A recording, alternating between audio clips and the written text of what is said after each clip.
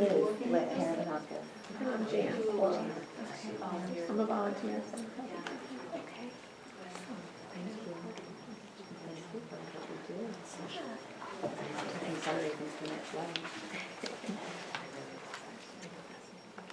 So, thank you for coming back for the afternoon.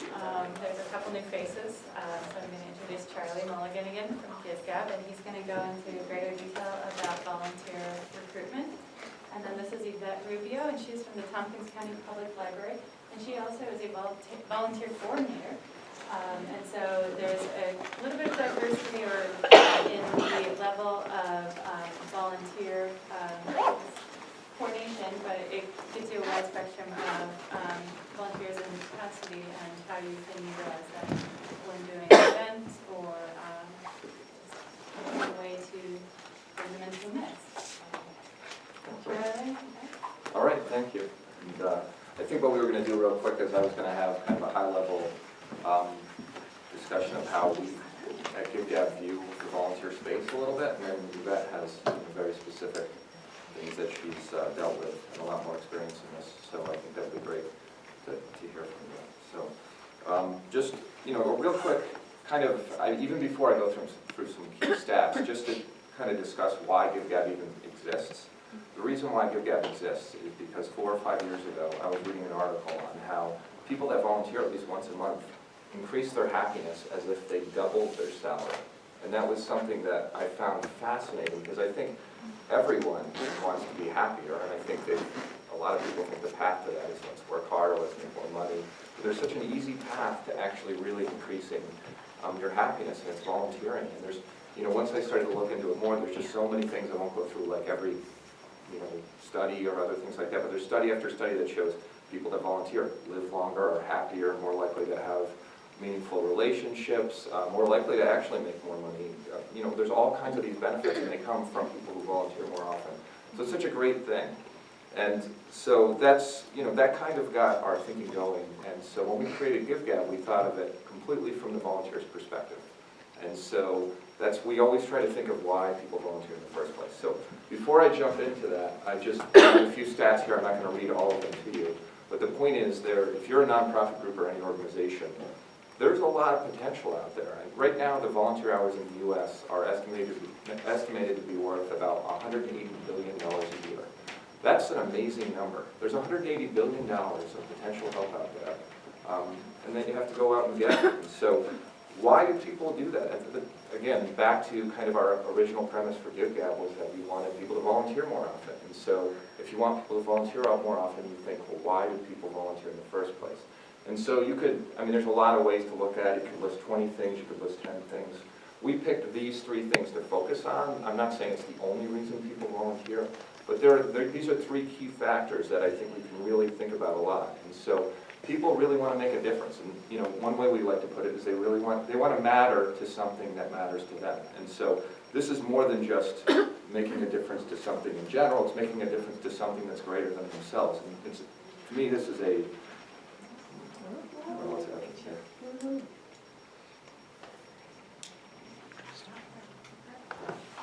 I think it's trying to access the internet, so sorry about that. Are we back? Sorry about that. We are a tech company, believe it. So, again, that's a key thing. People also want to,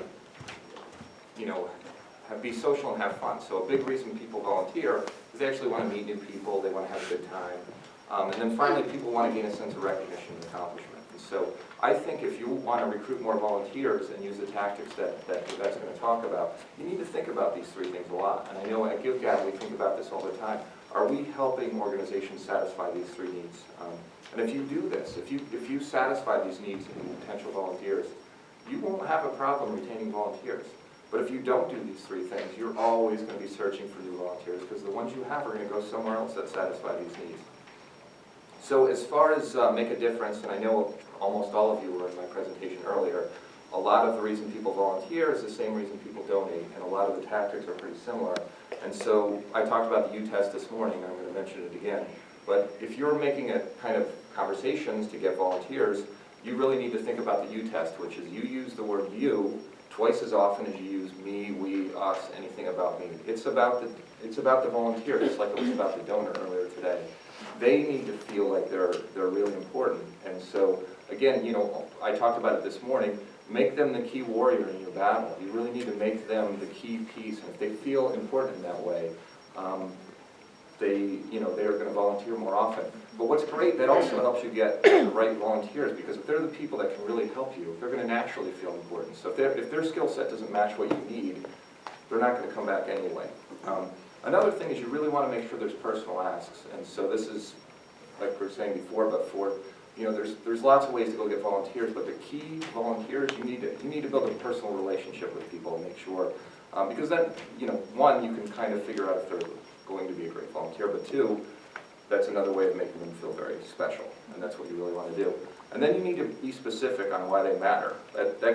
You know, if they're going to matter to your organization, then you need to tell them why they matter. Hey, we need an accountant to help us. You're an accountant. I mean, something like that. Like, here's your specific skill set that can help. If you're generic, then they're not going to feel very special. The other part about social and fun, I mean, there's a couple benefits to this. I hear nonprofits all the time tell us that we have 1,000 volunteers in our database, but we only have 5 good ones. I mean, that's not an exaggeration with those numbers. And the truth is, that means you have 5 volunteers and then a lot of names in a computer somewhere. And so, why not take the great volunteers you have and tap into their networks? If Casey is a great volunteer for our organization, why not have her ask her friends to go volunteer with her? Because again, she wants to volunteer. Volunteering is very social for her. And if she's passionate about what you're doing, then she probably knows other people that would be passionate about what you're doing. So it's really, a lot of organizations I don't think about tapping into their current volunteers. I think they also need to highlight the benefits of volunteering, and I touched on it before, but volunteers live longer, happier, healthier. There's all kinds of things. You're never going to find a study that say volunteers live shorter, are miserable. Like it's never going to happen. Every study says how great volunteering is. And then I'd like to use this term gamify. This is something we do on our site by giving badges and other things. But gamify when appropriate. And by that I mean just make it fun when you can. I mean, if it's about something super serious, then giving ridiculous trophies to people or something like that might not work. But if there's any way you can make them feel special in some way, just giving them a virtual badge, or here's the person who volunteered the most hours, or something like that, it makes a huge difference. And we noticed, once we started adding badges on our site, the number of volunteering jumped dramatically. It was amazing. And it's not just 20-year-olds. We have 80-year-olds that want to get badges. I mean, it's not something that's locked into a specific group. Everybody wants to feel like it's fun in some way. So if it's appropriate, do that. And then finally, as far as gaining recognition and accomplishment, again, everybody that was here this morning knew how many times I said you need to thank people, thank them, thank them, thank them. If that's all you take away, you should make sure you thank your volunteers. And I can tell you, I've volunteered a lot since I started Give Gab. Probably 25% of the time I get thanked. And the reason why people forget to thank is because you have 100 volunteers show up, and being a volunteer manager is a super hard job. You have a million things to do, and after the event you need to clean up and you need to do all these other things. You just forget. But if you don't get thanked, no thanks equals no retention. Just like I said earlier, if you don't thank people, they're not coming back. And so it's something to think about.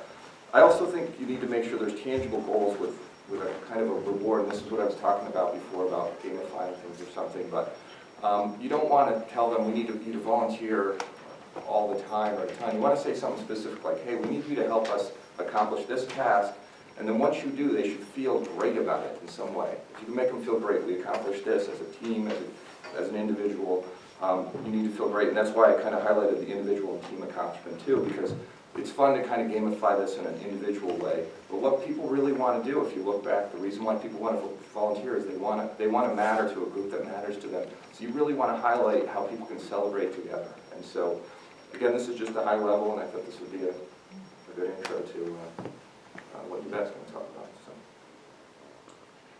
Are you done? Yeah, that's I can add more as as there's questions. Well, maybe we can talk together. Yeah, absolutely. It's okay if I sit over here?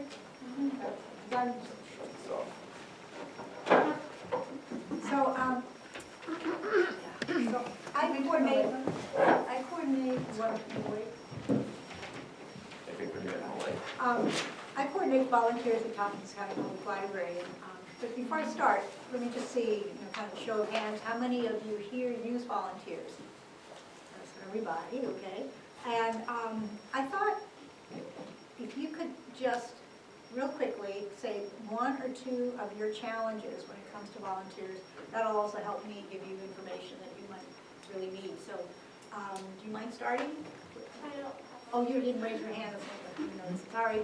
So right here, Well, I've worked with volunteers in the past, but, so I can attest to that, but the problems are reliability okay. and just consolidated organization. Could you talk more about what that means? Just, well, I mean, kind of a platform to Oh. keep everyone on the same page, or how to communicate messages to everyone as a group most effectively. So communicate messages as a group, and did you also mean maybe how you, like a volunteer track management system of some kind, or just the communication piece as well? The management Okay, system of some kind. all right, thank you. So I'm one of the organizations, Streets Alive, and that requires around 100 volunteers. I think so many of them are students, so that partially you can only do Streets Alive when students are in town, or at least that's what it feels like. Right. I would say volunteer recruitment is something we're always anxious about. And is it just finding enough, or finding enough and good ones? Finding enough. And you, I challenge? think a few challenges. One is feeling bad about giving them too much sort of dusty, busy work. And another one is, needing them, or having them available to us when we need them. Say we have a giant mailing and we need to stuff 1,000 envelopes or something, are they available when we need that to happen? And also sometimes higher level skills, because we have such a small budget in so many ways that it would be nice to have somebody who can volunteer to do design work or something.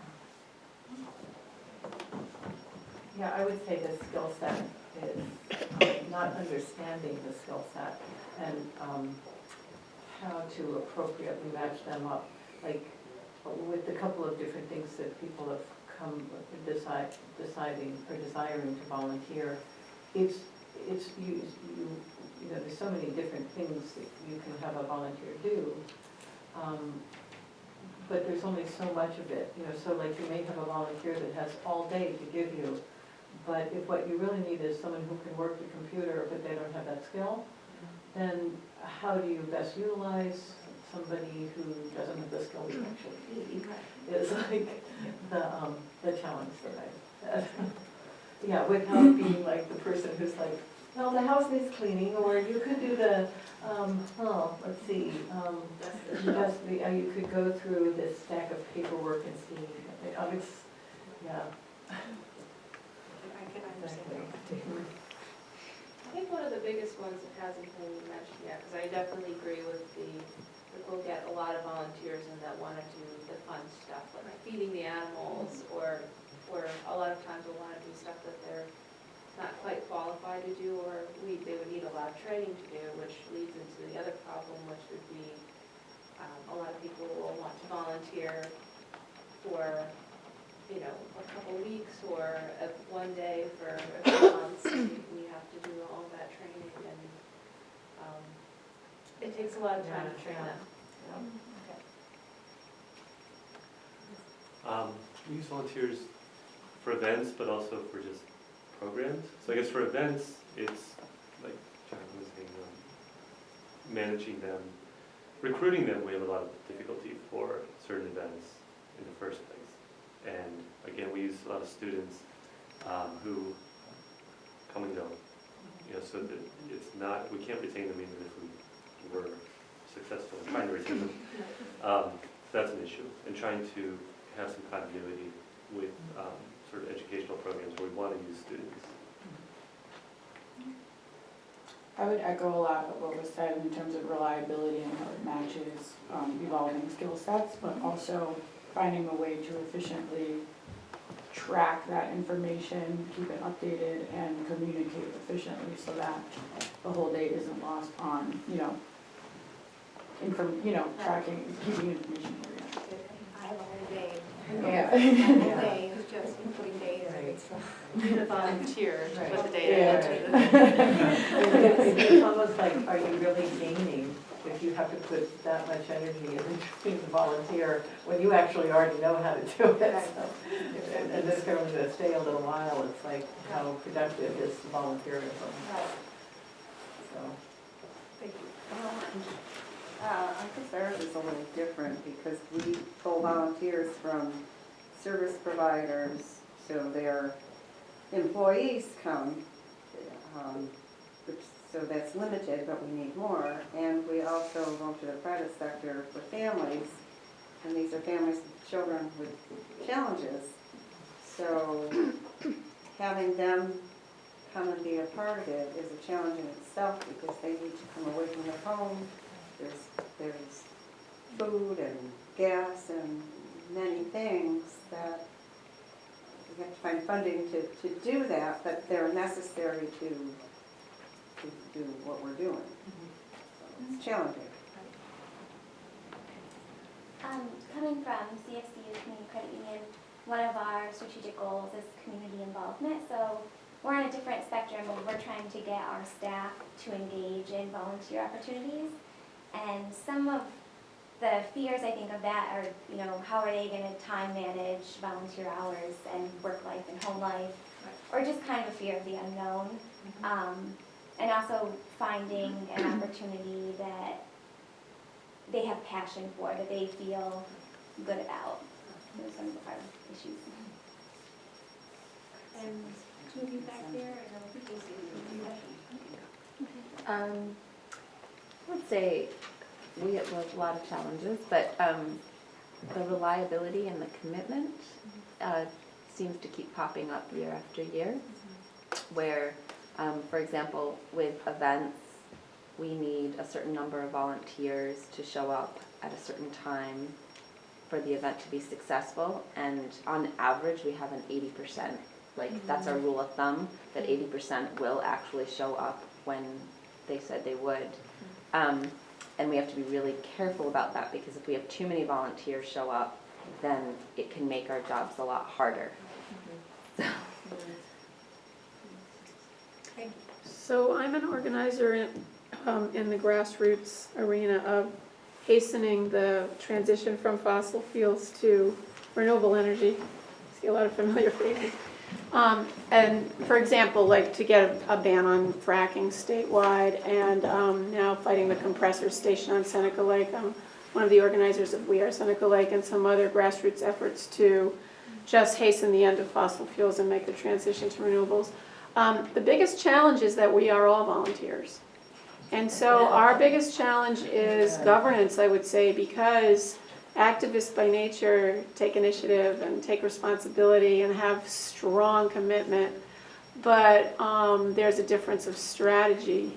And so it's hard when you have hundreds and hundreds of people to govern in a very democratic way. So I would say it's an issue about making sure every voice is heard somehow through democratic talking circles that have representatives, you know, and so forth. But that's the biggest challenge, because it's like this floating structure where everybody's a volunteer. Well, this is helping me a lot. I'm not sure everything I'm going to say is address every problem, particularly yours, because I'm actually coming from an organization that gets volunteers. So in many ways, my challenge is balancing the needs of the staff and the needs of the volunteers, if I were going to sum it up on the sort of highest level possible.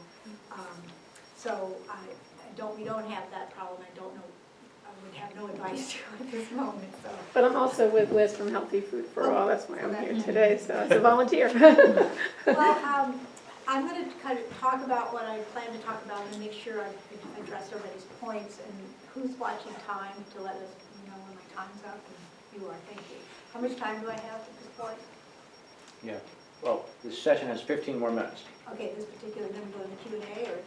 No, you have 10 minutes. I have 10 minutes. Well, you know, I thought some of the points I'll address will answer some of your concerns, I think, or address them in some ways. So I thought I'd start with opportunities rather than my own challenges, so at least we'll get that out and my time gets cut off. And then it won't be so bad, you'll get some, maybe some tactical tips.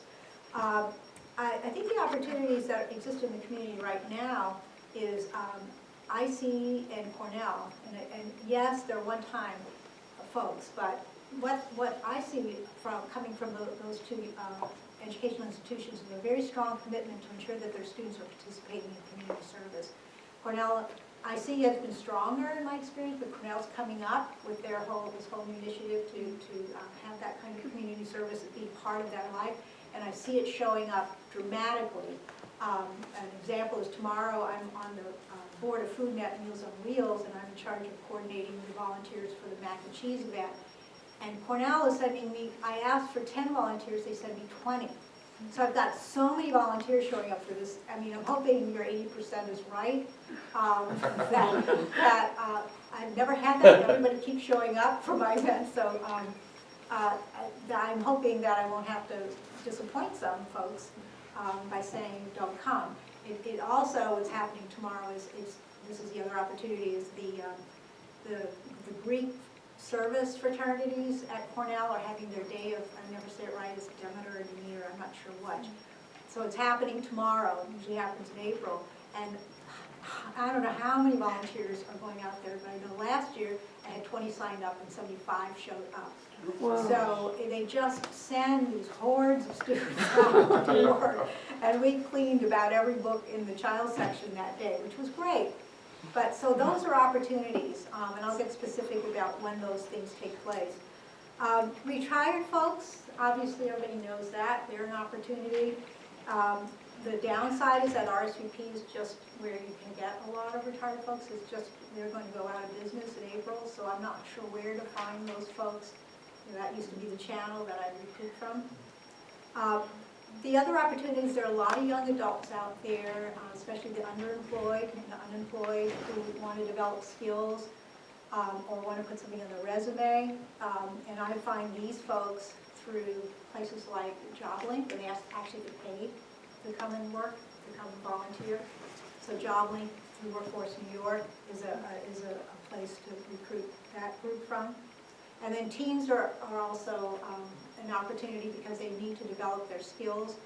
They're in an honors course. They're with the National Honor Society. They have to perform volunteer hours if they're taking a high school, and I think at grassroots, URoots, and the Lehman School, they all have obligations to do some kind of community service. So in terms of, is it helpful to give you some really down and dirty specifics, like who do you call? So at IC, call Don Austin. He's the Assistant Director of Community Service and Leadership Development. He's in charge of the Martin Luther King Day of Caring. They do these service Saturdays where they take busloads of students out into the community. He'll meet with him, talk to him, build relationships. That to me is the foundation of my job right now, is building these relationships. I can pick up the phone and say, hey, I need these many volunteers, and it's just done, you know, because I have a relationship with that person. At Cornell, the Greek community service organizations, the best to recruit from is APO Gamma. They just last year gave 100 hours to the library. They just keep coming and coming. They have hundreds of members. What is it? APO, Alpha Phi Omega Gamma. It's Gamma Services.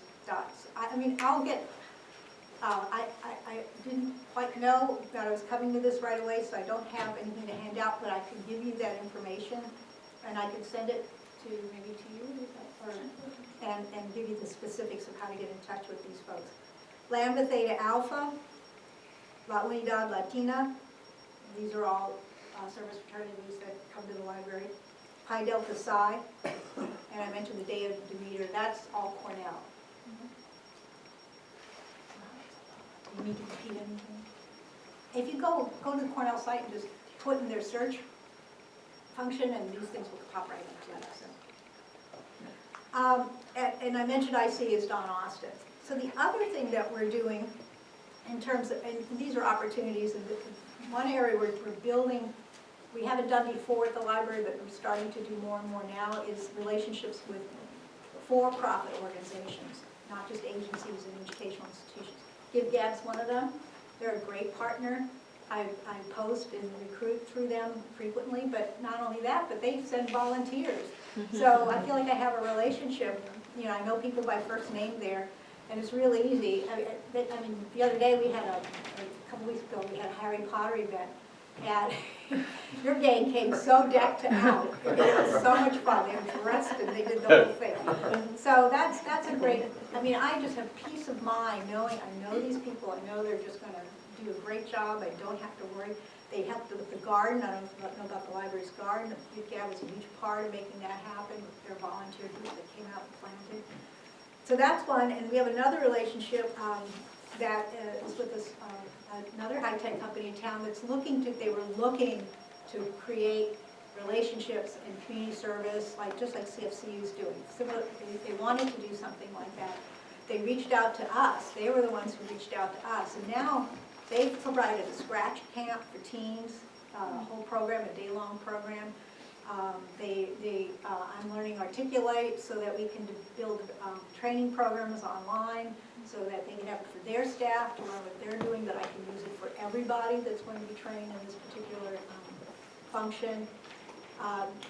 In return, we house their leadership development books in our library and their ebooks, and everybody in their company, both here and nationwide, has a library card.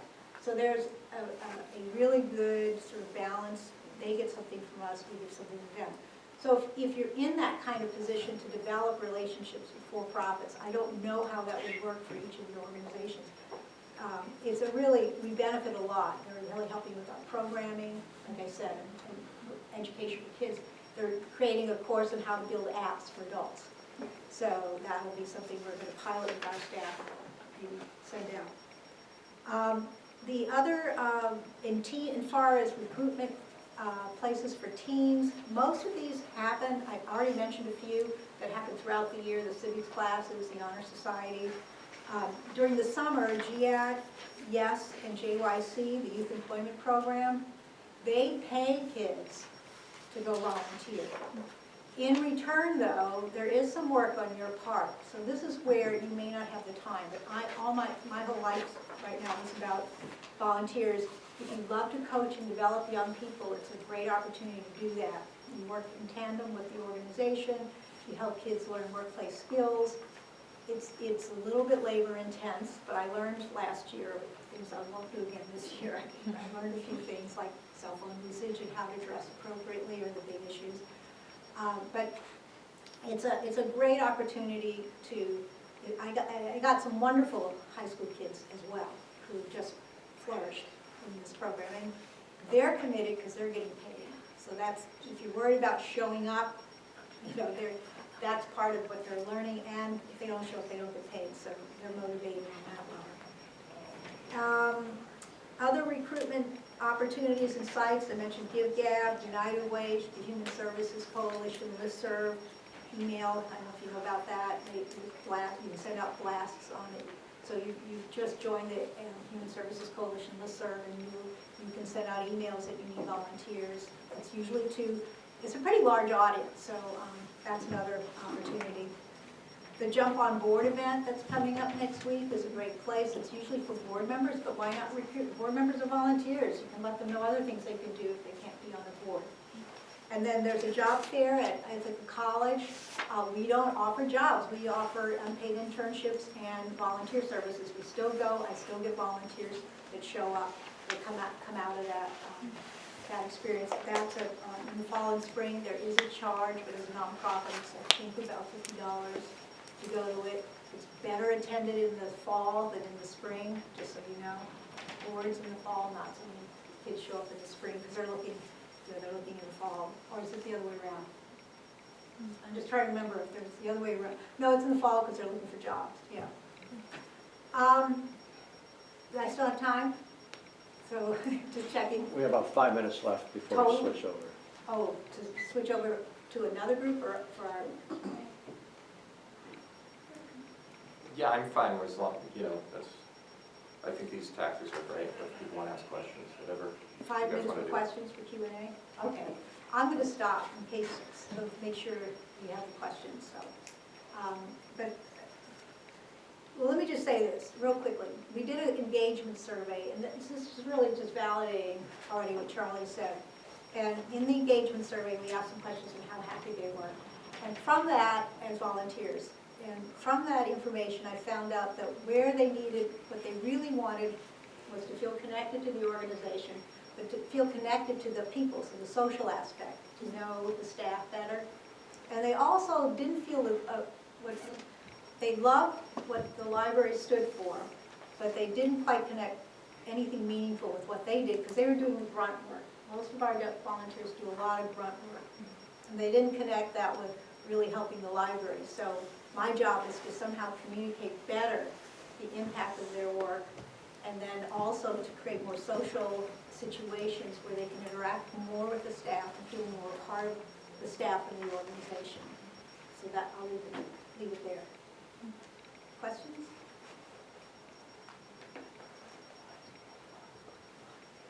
Did I not address any of the challenges that were mentioned? Did you mention a challenge that wasn't addressed? I guess one of the things with the program that I run, it happens in October. I always have a hard time recruiting over the summer for the students. And then when the event happens, it's often right at the beginning of when they are starting their busiest time. So then we have a bunch drop off. So it's kind of trying to make connections over the summer, I guess, with students. Is that? I don't try that, but my relationship with Don Austin is a help. Because Don will keep his eye out for you. And that's one thing I've noticed. And do you need to be training these folks? Is that part of the? A little bit beforehand, but not over the summer necessarily. Just recruiting them and then having them ready to start when school starts. Rather than starting to recruit when school starts, that's too late. Yeah. Well, schools, you're talking about high school or college? College. Well, they're here by August. Yeah, even then. That's true, because they're getting to. Well, we need to have them ready, because if you start recruiting in August, then it runs into mid-September. Yeah, I don't know that one. Yeah, I've tried the clubs, but they don't really stay active in the summer. No. That's part of the challenge, is the timing of things. And the only thing I can think of is there any way to move your event later. But I don't know if that's even feasible. Yeah, I don't have an answer to that one. I think your idea, your point about recognizing volunteers and making sure that they understand sort of the organization and the big picture is really important. And it's something I know, we do a little bit about, probably could do more.